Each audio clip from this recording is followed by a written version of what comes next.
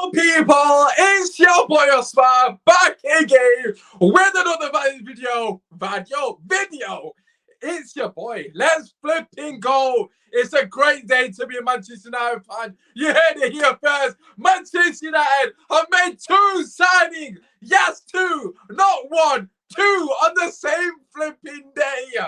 Oh my God, we have just signed a prolific goalkeeper. That doesn't make sense. But we've signed a modern day goalkeeper and also a Premier League winning centre back. What a day to be a Manchester United fan. Unbelievable flipping news. But that aside, we're going to get into it. We're going to get into all the transfer news. Make sure you keep it locked in. Subscribe to the channel. Drop a like on the video. You know the drill. I don't come here often, but when I do, we bring the energy. But listen, Manchester United, two flipping signings in one day. Oh, God. We waited a while. We waited a while for this moment. But listen, we're going to get into that all, obviously, getting questions and getting comments. And if you're watching this on repeat, make sure you slap a like. And of course, get your comments in down below. As always, I want to try and be as engaged as I possibly can with your lovely people. So yeah, just keep it locked in. Obviously, continue to support your boy. I will try my best to continue to post here, there, and everywhere. As you guys know, my situation with work is all over the place at the moment, so it's a bit difficult to have that consistent week in, week out thing, but I'm doing my best. But yeah, listen, that being said, obviously this is a transfer show. If you haven't seen from the title, Onana is essentially a done deal to Manchester United. Basically, he's having a medical very shortly. In the next hour or so, he's going to be having a medical at Manchester United. I am absolutely elated with the signing. We'll get into that shortly. Rasmus Hojlund is also very close. He has agreed personal terms with Manchester United. We'll be getting to that shortly. But the biggest news of today, Manchester United welcome former Manchester United centre-back and Premier League winner Johnny Evans back to the club. Yes, this is not made up. Yes, this has actually happened. Manchester United signed Johnny Evans on a short-term contract. It looks like it's just for pre-season.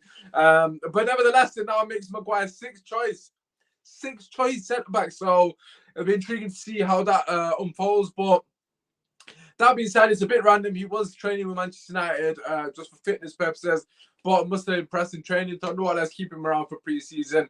I suppose it gives him an opportunity to have pre-season as a player. So, you know, look, it is what it is. I'm not really looking into it too much.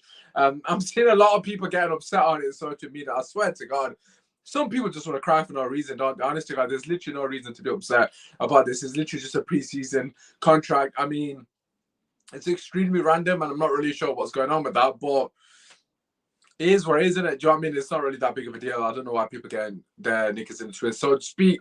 But yeah, regarding Johnny Evans as a whole, I suppose he brings his experience.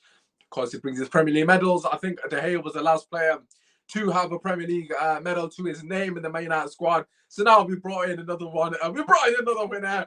Of course, former Manchester United player. I'm sure everyone is aware of that. But listen, let's quickly just get some of your comments in. As always, the United way is in the chat saying, yes, boys, smash a like and subscribe if you're new. How much would you pay for Hojlund? Sorry, we'll get to that very, very shortly.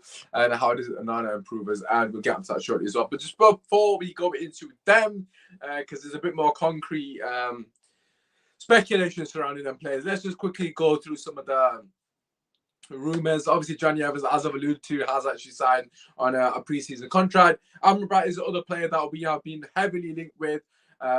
You know, very much every other day, to be fair. I mean, look, Liverpool are in for him as well.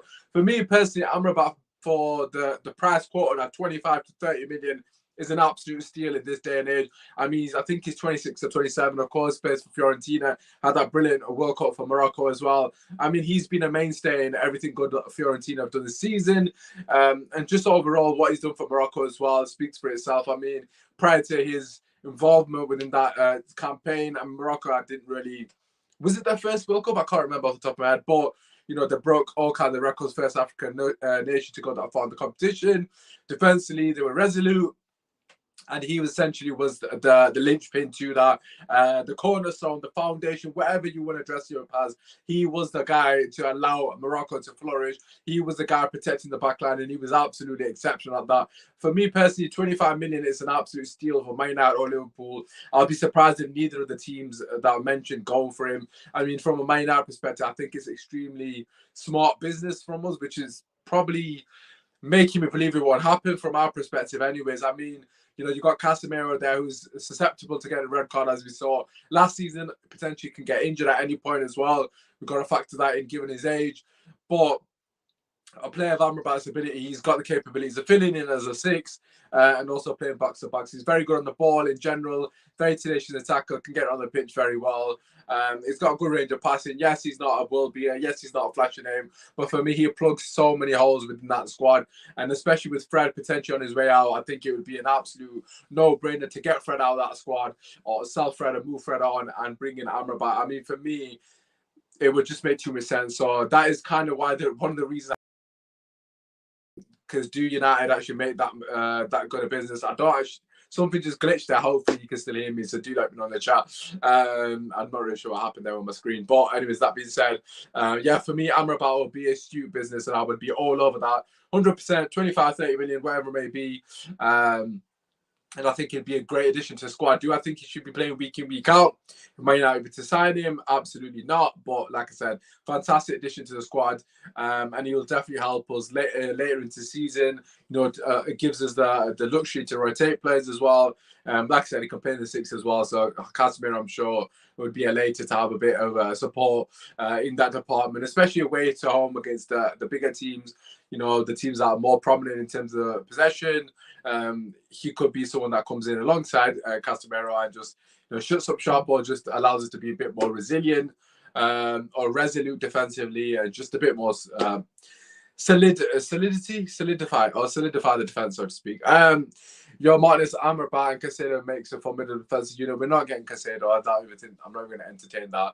Caicedo is realistically going to Chelsea, and I've been consistent in saying that from the jump. Look, good signing for Chelsea, but it's just not meant to be for Man United. A couple of other players that are linked in and out. Fred, as I've already alluded to, looks like he could be on his way out. I think it was. Don't know if it was Fenerbahce or Besiktas. I can't remember. It might not be. It might be in Galatasaray. Anyways, one of the Turkish teams basically put in a bid for Fred, which was around the mark of 6 to 7 million. I mean, that is an absolute joke if I've ever seen one. 6 to 7 million. I mean, Man United, if we ever saw him for anything less than 20 million, I think even 15 million is too less for him in this market, but that's just me personally. Look, that got rejected straight away. But however, in saying that, I do want Fred to move on now. I mean, it's time that we really start to clear out some of these players. I think it's extremely important for the next phase in Erik ten Hag's tenure that we start to clear out more of these previous managers' players, whether it's, you rate them or not. We need to start looking at having 25 players that are Ten Hag's players, essentially, and players like Fred and McTominay, in my personal opinion, surplus requirements. I don't think they've met the standard of Manchester United Football Club. Granted, people still are very fond of both of them for different reasons.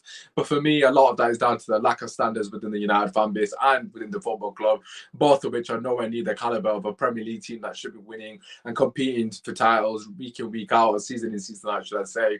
And that's not a discredit to the service that they provided us. I think Fred has given 110% to Manchester United every time he has put on that shirt, and I respect him for that. But it's not about sentiment. At the end of the day, he's not good enough. It's as simple as that. No love lost there.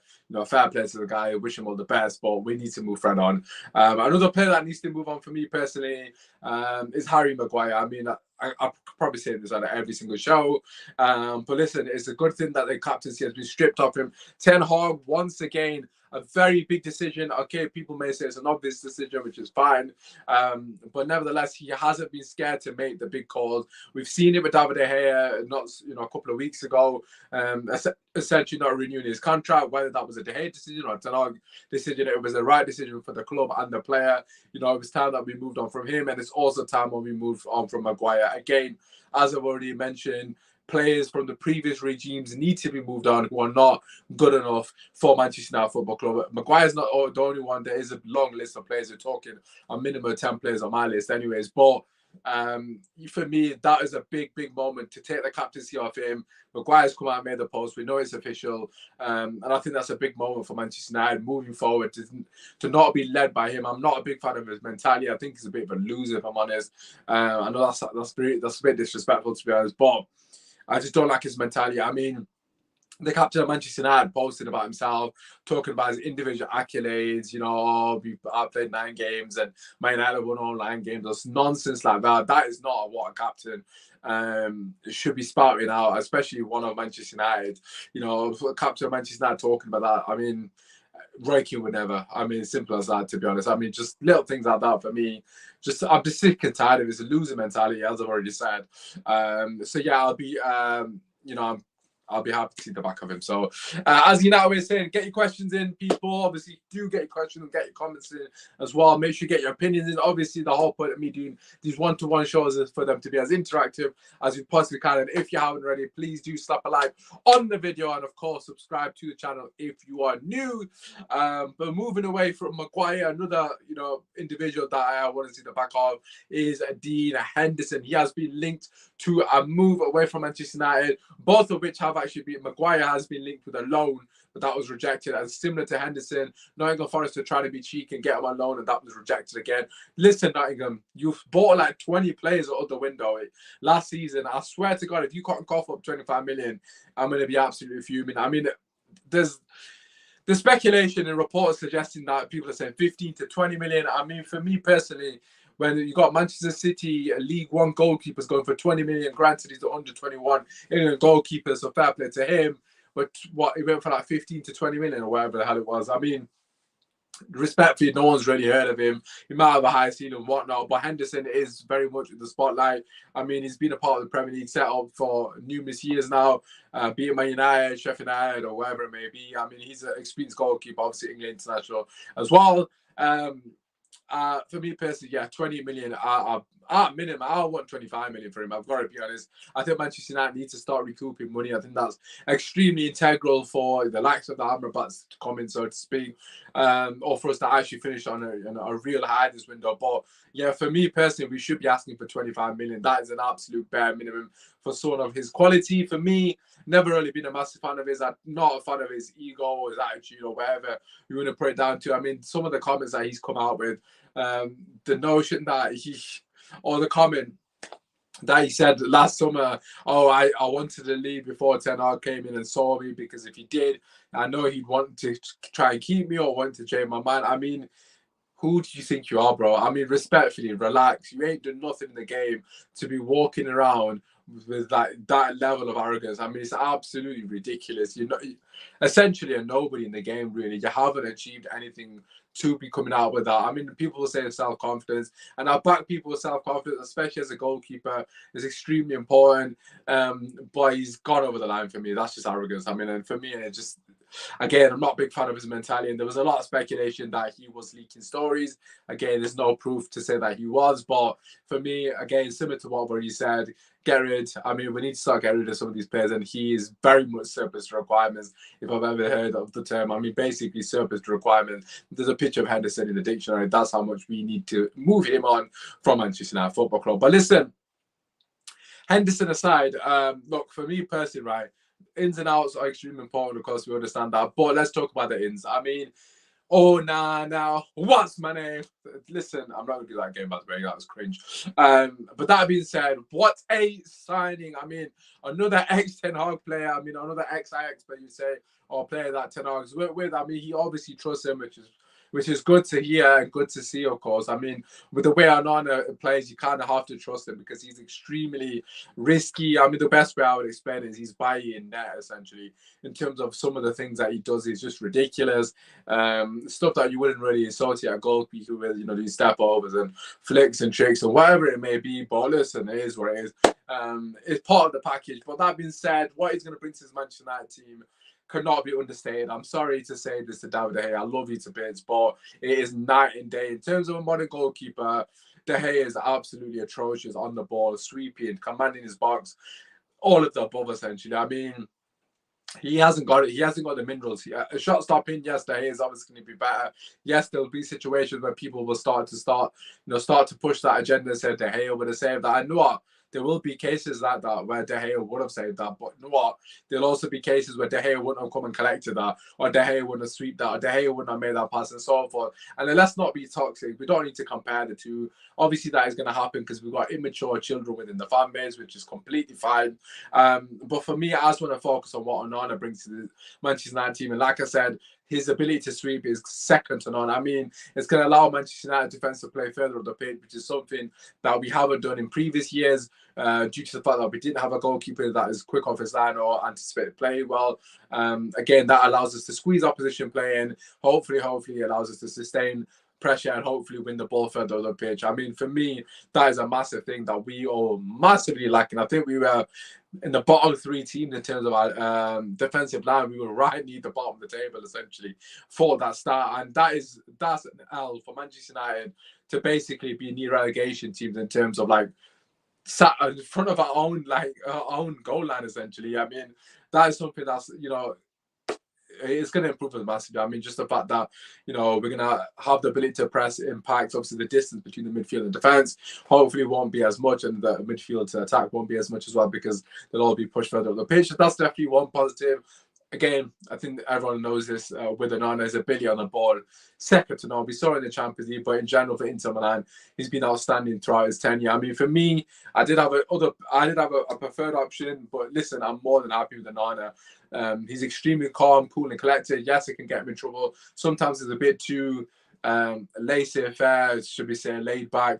And that can definitely get him into trouble. And look, that is going to happen with this kind of modern day goalkeeper. You're going to see mistakes. Every single keeper's done that. Even Alisson's made a couple of late that have led to goals. I mean, Alisson's one of the best in the business in terms of a modern goalkeeper. But Edison's made a mistake. I mean, you can go through all the keepers. They've all made that. They've had their fair share of mistake, which is kind of like a part and parcel of what you're going to get with this sort of change within the style of goalkeepers in this modern era. But that being said, just the ability to pass through the lines, the ability to pass the ball long as well, obviously with a lot of accuracy as well, which is something we do not have with our previous goalkeeper. In general, his ability to pass the ball out from the back is just fantastic. I mean, that is going to be one of the biggest things that we notice as Man United fans because it's definitely not something we're used to. And I think it's just going to allow us to retain the ball. I think most importantly, Eric Ten Hag wants to play in a possession-based team or a team that is somewhat good at retaining possession. Not necessarily to the levels of Man City or Arsenal, but definitely 60% within that bracket. And then a goalkeeper that is able to start attacks is definitely a huge part of that. I mean, there was numerous occasions in the Champions League final when he played the ball into feet through the lines to Lukaku in particular, who then actually, to be fair, got the ball around the corner and then Inter Milan basically sprung attacks. So that's going to be the biggest positive. Mason Mount in particular is very good on the half turn or half space, so to speak. So definitely, I think he'll benefit and he'll definitely suit his game as well. But for me, Onana is just a fantastic, acquisition. I mean, it really does take Manchester United out of the sort of caveman era into the modern era in terms of, goalkeeping. We were levels behind other teams. And this is an extremely, extremely potent moment in Manchester United. And Ten Hag's tenure, I mean, to go from a goalkeeper that is incapable of essentially of playing out from the back to a goalkeeper that completely flourishes, it's going to revolutionise the manner in which Manchester United play and set up. So this could be our most important signing. You've seen with Man City, they had the Bravo situation, the Joe Hart situation initially, where obviously got rid of Joe Hart. Then Bravo came in and it didn't click for them, and then Edison eventually came in and did the job, so to speak. And of course, you've seen that with Arsenal as well, with Leno, and obviously so forth. So for me, important signing. Manchester United have basically got the Cameroonian goalkeeper wrapped up, and also, again, I don't know if this is factual, but from what I've seen on socials, he is actually he is retired from the international stage, meaning he would not be missing for AFCON, which is a massive plus.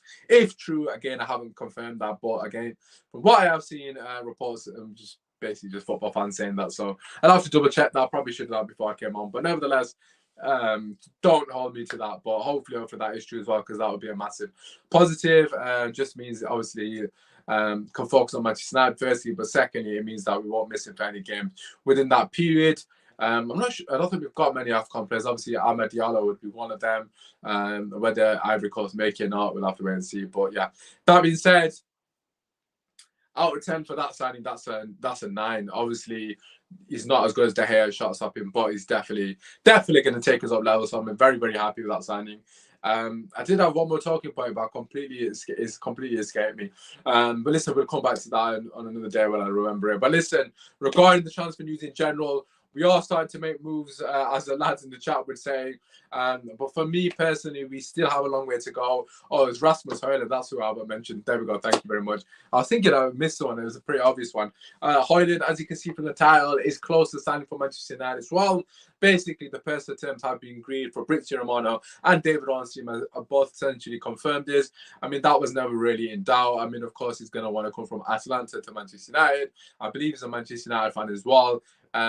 Look, he looks like a fantastic player. Again, I haven't seen a great deal of him to City and give you the two, the 4-1-1. Is that a 101? I don't know the exact saying, but I can't give you the whole lowdown on that. But I'm sure we'll get someone at some point to obviously fill you in and do a tactical analysis on Hojlund. If you want to see that, make sure you drop a like on the video and just put it in the comment section. But that being said, for me personally, the price tag is still too high for me.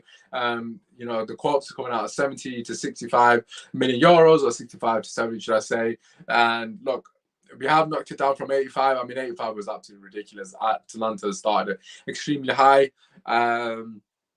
Hopefully we see some breakthroughs. I mean, Fabrizio kind of said this one's going to take a couple of weeks. You've got to just be a bit patient, which is understandable because there's a lot of negotiations to be done with that one, because we are quite far off what I personally think the correct evaluation of 50 million is. I mean, hoping that we have a 50 million up front and then we can potentially negotiate, I don't know, add-ons or something along those lines, just on cue, literally, as I was saying it. That's basically what I'm hoping for. So 50 million plus add-ons, I'm completely fine with that. Of course, it would be performance-based, in my opinion, like if you bag 20 goals, for example, in the season or whatever it may be, something along those lines. If you can get a Ballon d'Or clause and get it in, obviously, people will laugh, but it's a great way to save money, because realistically speaking, he's not going to win the Ballon d'Or. And if he does win the Ballon d'Or, that means we've got an unbelievable player in our hands by all means. So I'm happy for that money to be gone to Atlanta. So yeah, for me personally, Hojlund is the realistic option. He's the most likely option. It does look like Manchester United trying to get this deal done and get his sign and seal as quick as possible. And that's a positive, I must say. I mean, I've been extremely skeptical and critical of the manner in which we've conducted business. In particular, last week, I thought it was an absolute disgrace. The lack of movement was a joke. Of course, stuff was going on behind closed doors, I'll be on now seeing. But for me personally, we need to be kept in the loop firstly, but secondly, we need to be what's the word, efficient. That's the word. We need to be more efficient in the manner in which we remove players as well, because I mean, it's all well and good bring the players in, but we need to get rid of quite a few players. I mean, as I've said, 10 players is a lot of players. Again, that's just my personal number, but yeah, I just think for me, we need to get quite a few off the wage bill. So yeah, look, there's a lot of positives within the last couple of days. As I said, Manchester United signed 2 players. Rasmus Hojlund, for me, I'm happy for the lad to come to Manchester United. However, I will throw in, I do want to see João Felix in the United shirt as well. I just think for me personally, on a loan, it's an absolute no-brainer to bring João Felix to La Theatre of Dreams. He has been linked with Arsenal as well, actually, today, which is a bit worrying because if Arsenal get him, actually, I don't actually know where he'll fit with Arsenal because they've just got Havertz. But that being said, I just think Felix makes sense for me. He can play in strike. He can play in the number 10. He puts pressure on Bruno Fernandes and also relieves pressure off Hojlund.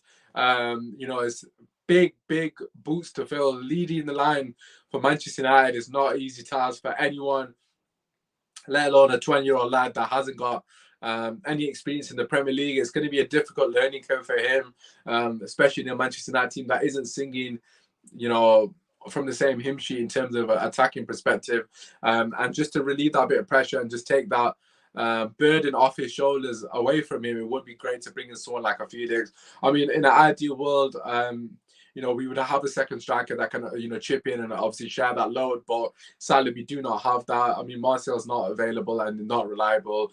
Rashford and strike for me isn't really the answer. Of course, he can chip in and obviously be flexible in that sense, which is which is a positive for us. But for me personally, I wouldn't want to see Rashford playing a majority of games down the middle like we did last season. I want to see him really hone in on that left wing and really solidify that spot, and also really hone in his craft. I think he's still got levels that he can go up to really get to that world-class status, so to speak, and I really want him to just focus on that one position rather than just moving him about too much. But yeah, that being said, Rasmus Hojlund, it looks very likely that he could be on his way to Manchester United again. The stumbling block is the price tag, which of course is going to take at least a couple of weeks to negotiate and of course come to the conclusion or an agreement between the two clubs. So that's the only thing really holding it back. Everything else is pretty much a foregone conclusion, which is very much expected with that one. So yeah, for me personally, as Drake was saying, Onana, extremely excited for that one. Absolutely elated with Onana signing. I think that's an absolutely fantastic bit of business. And I believe the price tag was 43 million as well, with add-ons up to 47 million. So for me, with the price as well, we've done absolutely unreal. So yeah, look, Draco agreed as well. I would put a cheeky on for Felix, and obviously United Ray. I know you're a big fan of Felix. Look, for me personally, I think Felix makes sense to Manchester United. As I've already, given the reasons, I haven't really mentioned the Bruno bit. I think for me, Bruno does in competition. Yes, Amad Diallo can play in the 10 as well, but you're not really going to drop Bruno Fernandes to throw in Amad Diallo in the number 10. I mean, he didn't do it for Sabitzer, who's an experienced international, so he's not going to do it for a kid, essentially. For me, Bruno does need that competition. I know Felix isn't. Actually, I don't know Felix's age. I think he's at 25. I might be wrong. He might be older. He might be younger. I actually don't know his age, so feel free to let me know in the chat. But yeah, for me, Felix, experienced international, both Portuguese, of course, played with each other, got that chemistry, that kind of thing. And just in general, I think Felix would just be a clever signing for us, given our budget and given the fact that we're not realistically going to get two strikers. It would be a stopgap signing, and I'm all for that. I mean, yes, his tenure at Chelsea wasn't great. He did set the world alight. And I know that Atletico Madrid fans aren't particularly happy with him. But for me personally, it's been in two situations where the attack isn't really, attacking, or the attack isn't really gelling. I mean, not that Manchester United is, so I'm a bit hypocritical to an extent there. But look, for me, I think it'd be a great signing. Let's just get some comments in. It's great to see United do some sensible transfer fee business, refreshing, but still not convinced. That's fair. I mean, I'm not convinced yet. Also, I just want to finish on two last things before we wrap up the transfer show. If you are enjoying this kind of content, please do slap a like on the video. It's completely free. It helps your brother out. Obviously, it allows other people to see the content. The more people that like the video, the more the algorithm pushes it. I really would appreciate that. And of course, subscribe to the channel. My socials are on screen as well. I kind of use Twitter most of the time, so I use Twitter quite a lot. I'm quite active on Twitter, so feel free to tweet me and all that good stuff if you've got any other ideas or anything you want me to talk about. But the last two I want to finish on is Telles, first and foremost. Almost forgot about him. Telles also on the way out. It looks like Telles is going to Saudi Arabia. I mean, the fee has not been stated on any of the posts from Fabrizio Romano, but it does look likely that Telles could be on his way out on Manchester United this window, which for me is extremely important. Alongside 9 other players, he needs to go.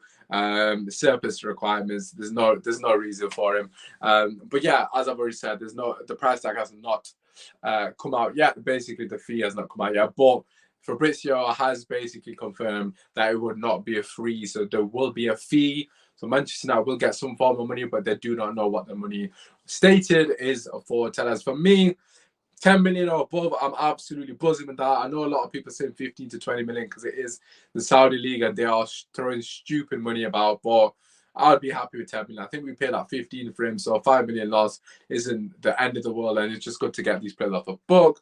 I love Cats, so do I. Says, our transfer business is a joke. It's so bad at bringing Johnny Evans.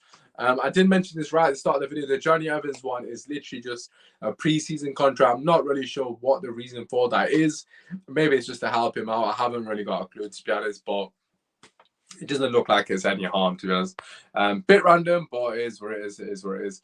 Hoping for a decent fee. Yeah, for me personally, 10 million above, I snap their hands off of that. I think people will get a bit greedy, but I think that's more than enough, really. Anything less than 10 million, not going to be overly happy, but we'll see.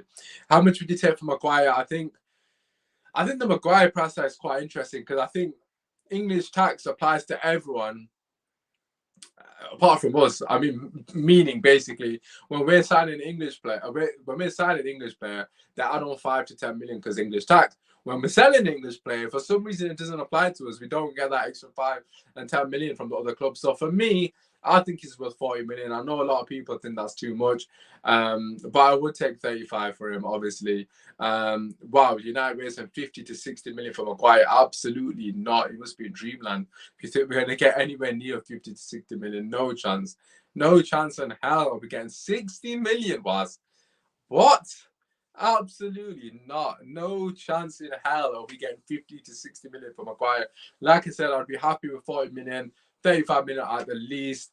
I don't think he's worth any less than that. I think 30 million is taking the piss, to be honest. I mean, Awobi went for 40 million, and I don't want to keep using Awobi as a benchmark, but Maguire is a centre back that plays for England week in, week out, international game in, out, whatever. And he's an England international. You know, he's very much a part of that setup, and he's pretty much the best defender alongside Stones in an England shirt, anyways. But Dragerson, as Usman said on Twitter, Evans means Maguire signature. I mean, it's true. Why would he stay to be fifth choice? I don't understand. He basically said, I don't know, these reports and quotes of him saying he wants to fight for his spot are true, but why would you want to fight for his spot? You're literally already fifth choice. Evans has come in now. He's just taking the piss out of you, to be honest. I mean, again, Evans is probably only going to be into that August or whatever it may be, but it's just a piss take for Maguire. I mean, you're getting mugged off. Evans is 38, bro. And why would we need Evans if he rates you? Like, honest to God, like, just allow it, man. Just go. I think due to his high wages, it will not be a command a big fee, which is fair. No, we pay 8 and he's international. Absolutely not. Man, playing for money like no, absolutely not. We're not getting 60 million for Maguire, boss. That is one of the worst takes that you've given. 60 million for Maguire, not in a million years. How about this? If we get 60 million for Maguire, I'll buy you a shirt with anyone's name on it. Anyone's name. You can pick the name. You can pick the shirt. It doesn't even have to be Man United. If we get 60 million for Maguire, I'll buy you a shirt happily. Happily, because it's not even remotely close. I mean, if we might get half that, we might get 30. So, yeah, look, for me personally, I'm hoping that Chelsea and Spurs in particular are looking for him. I mean, for Fafana, he's now injured. Obviously, you know, prayers go out to him. Unfortunate luck for the guy. I mean, he's just come back from a long-term injury. He's got another injury. It's just not looking good for him, bro. Hopefully, speedy recovery and all that. But it does open the door for Maguire. I mean, Chelsea, come on. Maguire would be unreal in that Poch system. And Spurs do desperately need a centre-back. Again, it would be sensation for Spurs. Him and Dyer together, I can't think of many better centre-back partnerships in world football. I want Maguire shirt number 50. Number 50, that's completely fine. Thoughts on potential Amrabat, as I said earlier in the video. For me personally, Amrabat would be a fantastic signing. Extremely smart business, plugs the hole, can play in DM, can play in box to box as well. Gives Casemiro the opportunity to have a rest, be rotated. He's very good on the ball. He's a leader. He'll bring a lot to this squad. Obviously, for me personally, Fred should be on his way out. Amrabat in. Obviously, it'll cost the extra 10 million potentially, depending on how much we sell Fred for.